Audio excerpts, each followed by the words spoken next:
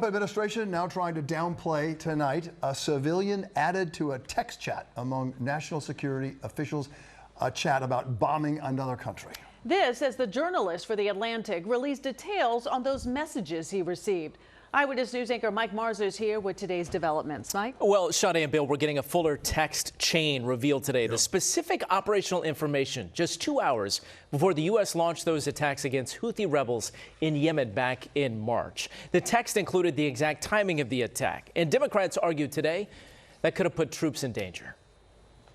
In the newly published Atlantic article titled "Here Are the Attack Plans" that Trump's advisors shared on Signal, Editor-in-Chief Jeffrey Goldberg says Defense Secretary Hegseth texted a planned timeline for flights of F-18 fighter jets, MQ-9 Reaper drones, and Tomahawk cruise missiles that were launched for the mission.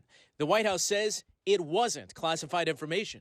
We have said all along that no classified material was sent on this messaging thread.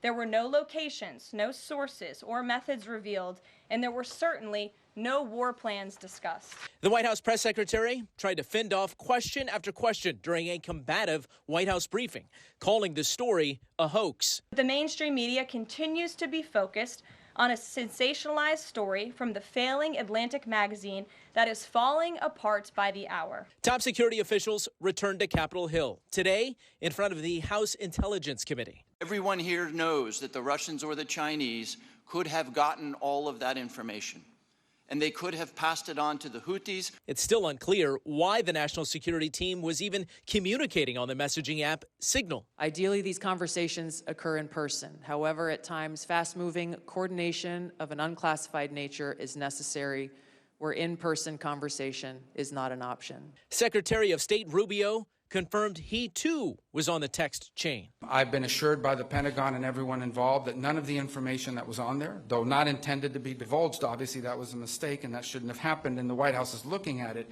but that none of the information on there at any point threatened the operation or the lives of our servicemen. National Security Advisor Mike Waltz says that he is responsible for building that text chain.